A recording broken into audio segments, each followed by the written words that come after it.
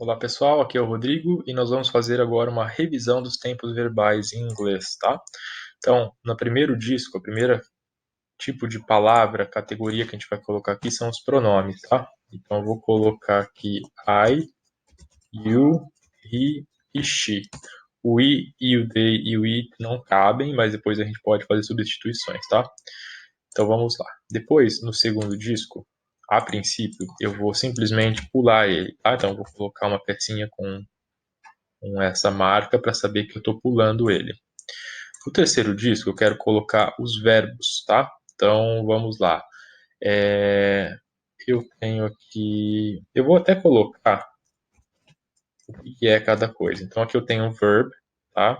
No primeiro disco eu vou ter que tirar um dos pronomes que eu quero colocar que eu tenho um subject, um sujeito, tá? Então eu tenho aqui um subject, pulei, e um verb. Por que eu pulei? Porque nós não vamos usar agora, mas aqui a gente vai usar auxiliaries, tá?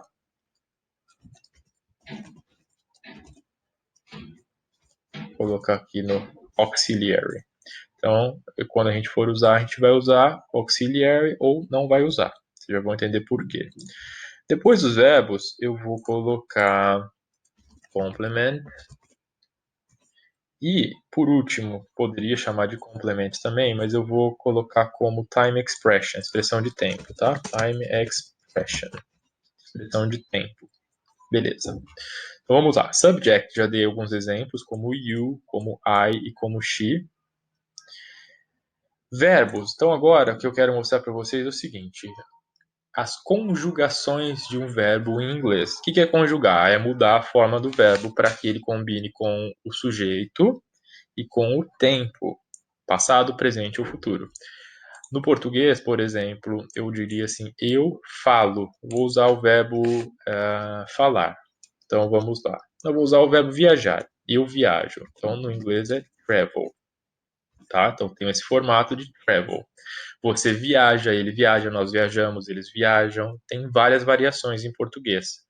No inglês eu tenho travel ou travels no presente, tá? Então, quando eu já vou explicar quando que usa cada um. Eu viajei, você viajou, eles viajaram, nós viajamos. Em inglês é traveled com ed. Só tem essa palavra. E o viajado, por exemplo, eu tinha viajado, eu tenho viajado muito, também no inglês também é traveled, com ed. Mas eu vou colocar, apesar de ser repetitivo, vou colocar novamente.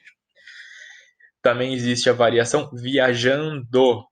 Então eu vou colocar aqui traveling. No inglês é o ing, esse indo, endo, ando, viajando, comendo, dormindo, traveling, tá? Essas são as conjugações de um verbo em inglês. Então, travel, travels, traveled, traveled e traveling. Não existe outra forma de modificar esse verbo em inglês, tá? No português tem mais um monte de formas, né? No inglês não existe outra conjugação. Então, a gente sabe que existem 5 conjugações do verbo em inglês, tá? Então, tudo bem. Como complemento, eu vou colocar aqui to the beach, para praia, to New York, para Nova York, tá? Expressões de tempo. Eu vou colocar everyday. Eu vou colocar last month, everyday todo dia, last month mês passado. Vou colocar uma de futuro agora, next week. Vou colocar uma now, agora. Vou colocar. Por enquanto eu vou colocar essas, tá? Daqui a pouco a gente acrescenta mais algumas. Então o que eu quero mostrar para vocês é o seguinte: quando eu uso o verbo, então, I, eu uso travel, isso é presente. I travel to the beach every day. Eu viajo para a praia todos os dias. É um presente que a gente chama de presente simples. Eu viajo. Bom, beleza. Agora eu quero colocar que eu viajei para a praia mês passado, last month. Então tenho que modificar o verbo para viajei, colocar ele no passado. Então, I traveled to the beach last month. Eu quero colocar que eu vou viajar para a praia agora, porque eu vou usar aqui next week, semana que vem. Então eu vou colocar. Como que eu vou colocar se não existe um verbo aqui que seja no futuro? Não tem um verbo no futuro, não existe verbo no futuro em inglês.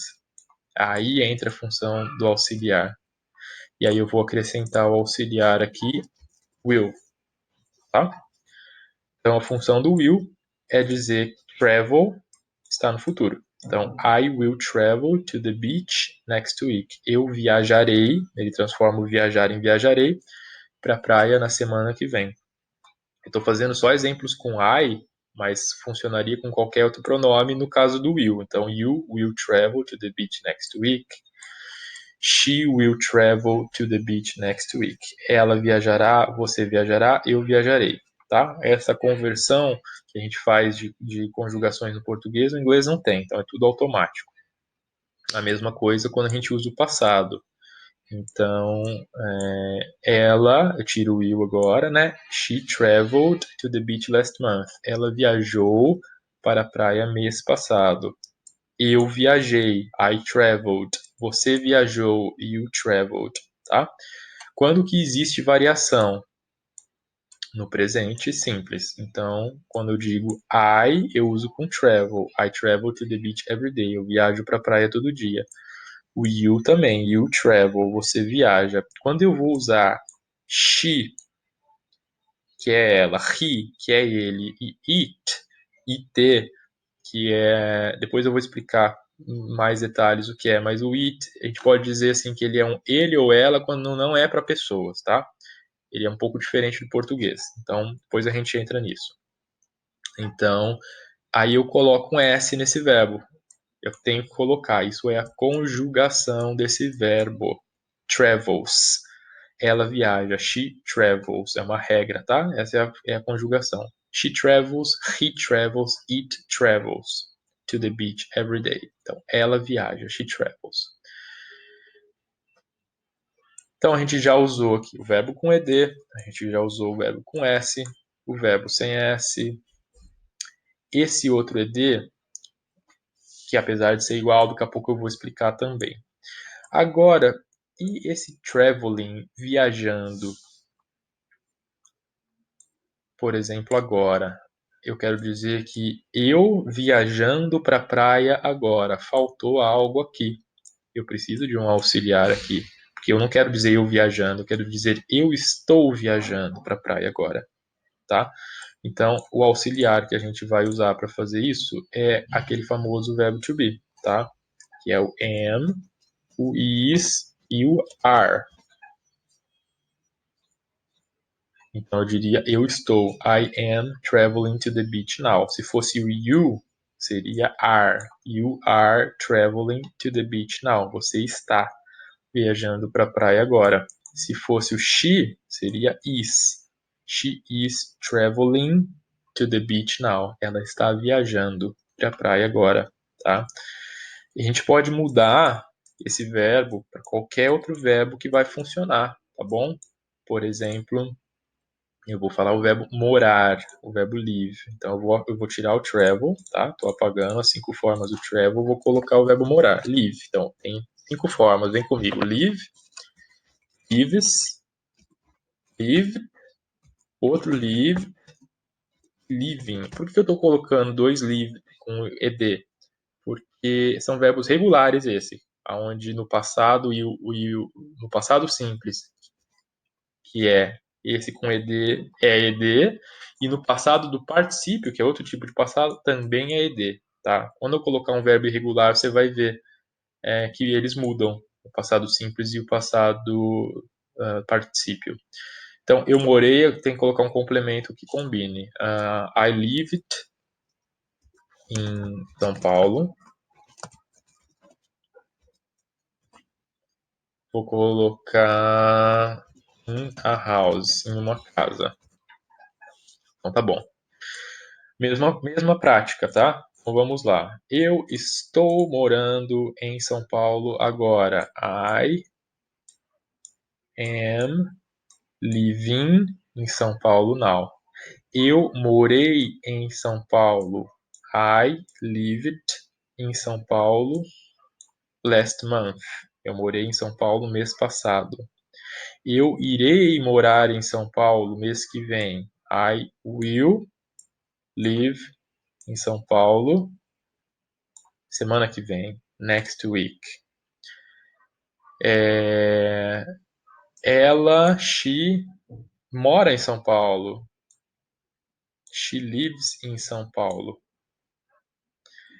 Ela está morando em São Paulo agora. She is living in São Paulo now. Eu moro em São Paulo. I live em São Paulo.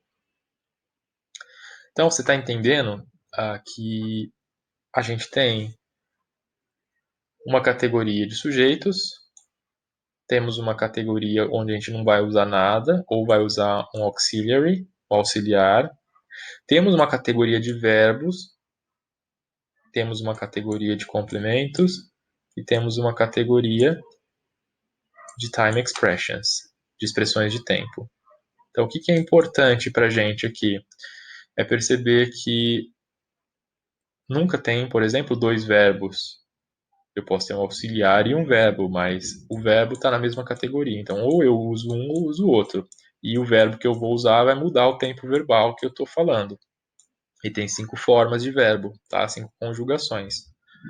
Vou colocar agora aqui um verbo irregular, ou seja, um verbo que ele não é só colocar ed nos passados, ele vai mudar. Vamos lá. Vou colocar o verbo drink. Eu vou colocar o verbo eat, comer. Então, fica eat, eats. Agora no passado vai ficar ate. E no outro passado, do particípio, vai ficar eaten. E ainda existe com ing. Eat, ing, eating. Tá? Então, 1, 2, 3, 4, 5 conjugações. Sempre 5 conjugações.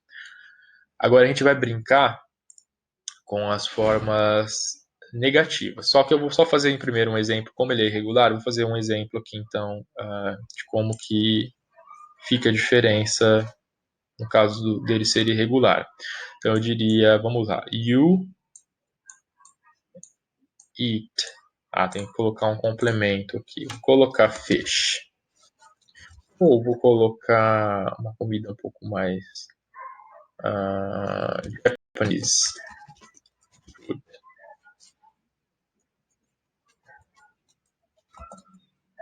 Japanese food. Então vamos lá.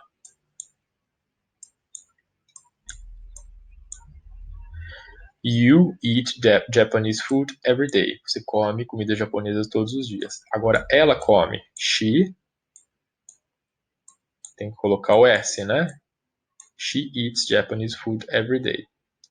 Agora eu quero dizer que ela está comendo. Então tem que colocar o está, né? Que é o auxiliar aqui. She is e o comer tem que virar comendo. She is eating Japanese food now. Agora. Ela está comendo comida japonesa agora. Vamos lá para o próximo. Aqui é o passado, ela comeu, então aqui não vai nada. She ate Japanese food last month. Ela comeu comida japonesa mês passado. E o que está faltando para a gente usar aqui? Está faltando o eaten. Mas o eaten vai dar uma ideia de comido. Então eu não vou poder falar ela comido, né? Eu vou ter que usar de uma outra forma. E aí vai ser a importância do auxiliar, por exemplo, o have como auxiliar. Mas a gente já vai entrar nisso, tá? Por enquanto eu ainda quero mudar os auxiliares aqui. Por que eu quero mudar? Eu quero mostrar as formas negativas para vocês. Então vamos lá, formas negativas que eu quero começar mostrando. O do com o not.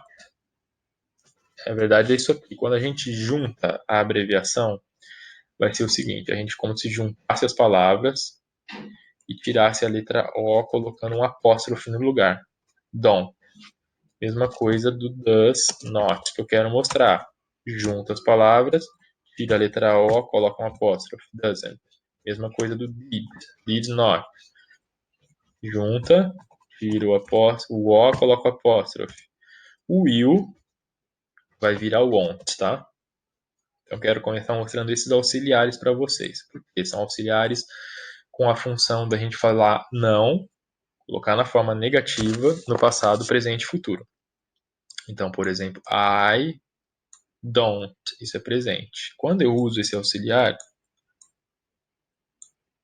eu tenho que usar o verbo sempre nessa forma base. Eu nunca mais vou mudar o verbo em nenhum caso. Eu sempre vou manter ele na forma normal, na forma base. I don't eat Japanese food. Eu não como comida japonesa. Se eu mudar aqui para didn't, automaticamente essa frase fica eu não comi.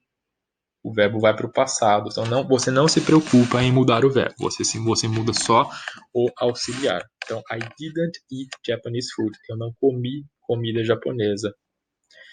E a mesma coisa acontece com o won't. Ele coloca o verbo no futuro. I won't eat Japanese food. Eu não comerei comida japonesa. E o doesn't? O doesn't ele é presente também para quando eu estiver usando she, he ou it. Então, she doesn't eat Japanese food.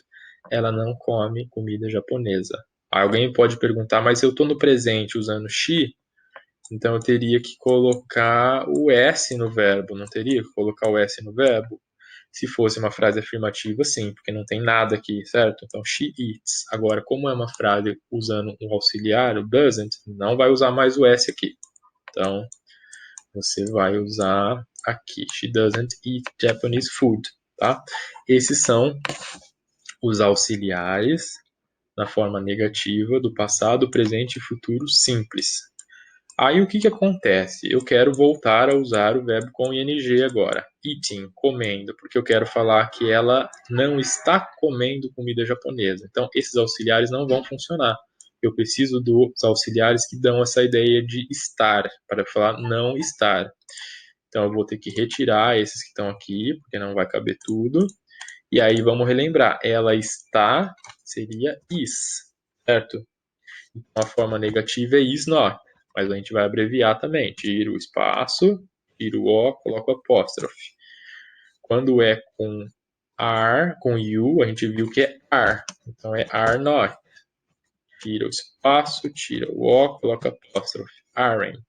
Então, já temos isn't, já temos aren't. E quando é com o I, a gente vai colocar o am not, tá? Vamos lá. Então, eu diria I'm not eating Japanese food now. Eu não estou comendo comida japonesa agora. She isn't. Ela não está. She isn't eating Japanese food now. You aren't. Você não está. You aren't eating Japanese food now. Você não está comendo. Então você repara que o comendo permaneceu.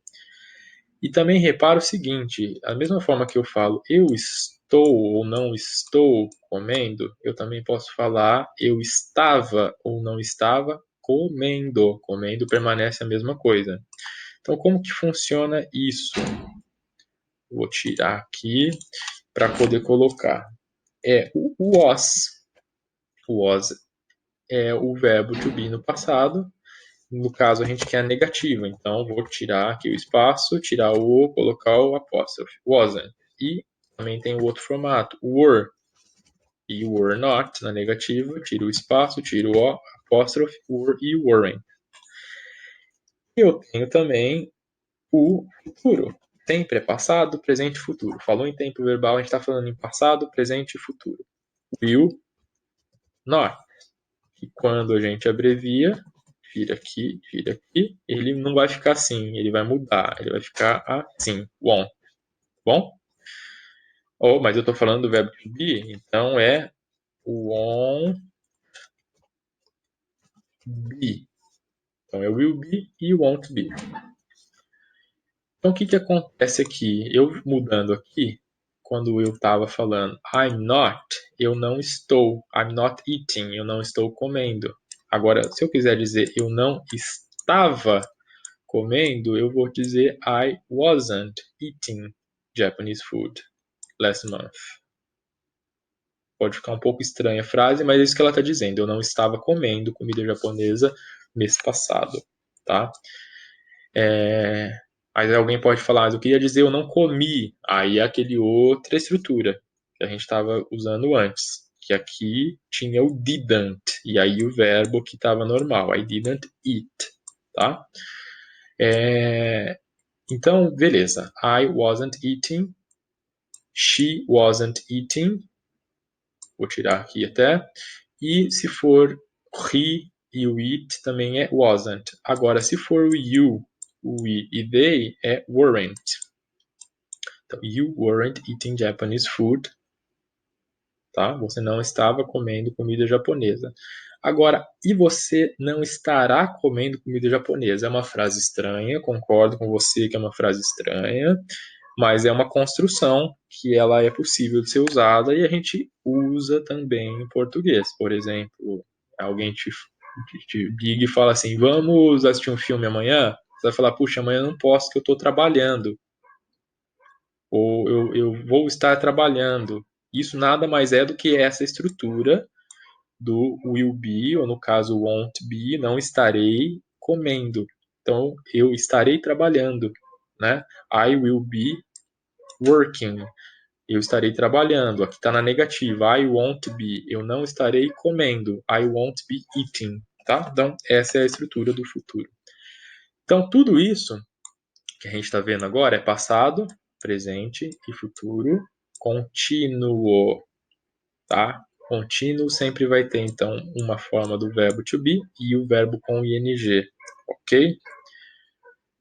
Beleza. Então, a gente já viu passado, presente e futuro simples na forma afirmativa e negativa. A gente já viu passado, presente e futuro contínuo na forma afirmativa e negativa, tá? Ah, mas como que é a forma afirmativa? Que essa aqui é a forma negativa do passado, presente e futuro simples. Desculpa, contínuo. A forma afirmativa, eu vou ter que tirar tudo. Reparem o que está aqui. Isn't, aren't, am not, wasn't, weren't e will be. Eu vou tirar o not de tudo. Então vai ficar am, is, are, was, were e will be. Pronto. Forma afirmativa do past, present e future continuous. Tá? Agora a coisa vai ficar mais interessante. Por quê? Eu quero começar a usar o verbo naquela past participle, que é esse eaten. E aí eu vou ter auxiliares específicos para usar com eles. Os que eu quero mostrar agora formam o passado, presente e futuro perfeito, ou past perfect, present perfect, future perfect, tá? Que são o have ou has para o presente, had para o passado e o will have para o futuro. E eu vou dar uma explicação meio grosseira para isso, só para a gente entender a estrutura e mais ou menos o que isso quer dizer. Já temos uma frase montada, então aqui é presente, tá? Aqui o verbo que está no past participle. Quando a gente estuda aquelas listas de verbo, essa é a terceira coluna, tá? A última coluna ali. Então, I have eaten Japanese food. Literalmente, ao pé da letra, se eu fosse traduzir, seria assim: eu tenho comido comida japonesa. Dá para entender dessa forma? Até dá. Por exemplo, I have eaten Japanese food lately. Ultimamente. Eu tenho comido comida japonesa ultimamente. I have eaten Japanese food lately. Mas também tem outros significados. Se eu disser I have eaten Japanese food, simplesmente eu estou dizendo que eu comi comida japonesa já, em algum momento da minha vida. Já comi comida japonesa, né? I have eaten Japanese food. O present perfect, ele tem muitas explicações, então não vou aprofundar aqui, porque ele merece uma aula só para tratar sobre ele. Aqui a proposta é vocês verem a estrutura. Então, quando eu uso he, she ou it no presente perfeito, present perfect, em vez do have eu uso has, tá? Bom, beleza. O past perfect, então eu vou mudar para had. Então, she had eaten Japanese food. Também vai ser difícil o past perfect, a gente precisa de uma aula só para ele, tá? Porque é muito difícil traduzir assim, ela teve ou tinha comido comida japonesa. Mas eu posso até traduzir dessa forma: she had eaten Japanese food, tá?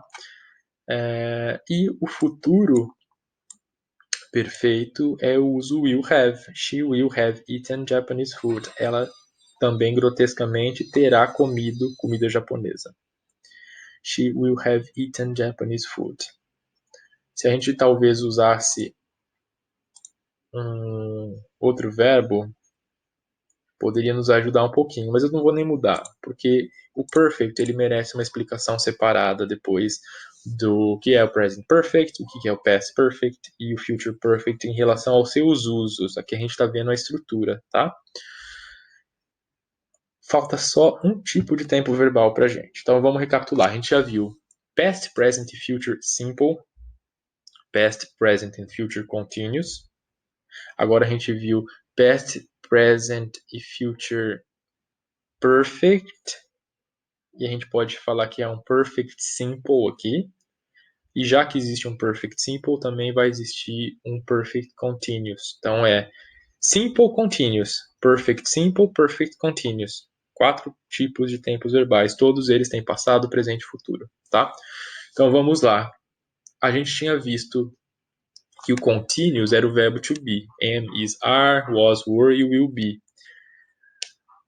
Aqui, e que daí aí a gente usava o verbo com ing, certo? No continuous. Então agora a gente está no perfect continuous. Continuous usou ing, perfect continuous usou ing e usou o verbo to be antes aqui. Perfect usa o have, sempre. Have, has, had e will have. Então a gente vai ter que juntar aqui nesse disco o have, ele vai ter que estar junto com o verbo to be na terceira coluna, porque depois do have o verbo tem que estar na terceira coluna, né, no past participle. Have been. Então vou tirar o have, troquei por have been. O has a mesma coisa, has been. O had a mesma coisa, had been. E o will have também, will have been. Pronto. Temos agora past, present and future perfect continuous, o quarto tipo de tempo verbal que a gente tem em inglês. 4 tipos de tempo, então, certo? Esse é o quarto. Então, eu vou trocar agora de verbo aqui. Eu vou colocar o verbo live de novo. Não, vou colocar o verbo work. Work. Work. Então vamos lá. Quais são as formas? Work, worked, worked, worked de novo e working. Então, para mim interessa agora, eu já sei que eu estou no perfect continuous, então eu tenho que usar o verbo com ing. Tá. I have been working. Eu in this company, nessa empresa. I have been working in this company for 10 years, por 10 anos. Olha só, é uma estrutura muito comum.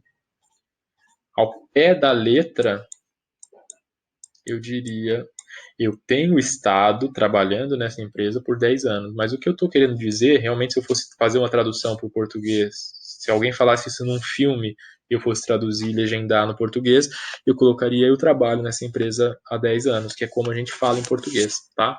Mas também merece uma explicação à parte, só esse tempo verbal. Mas é I have been working in this company for 10 years.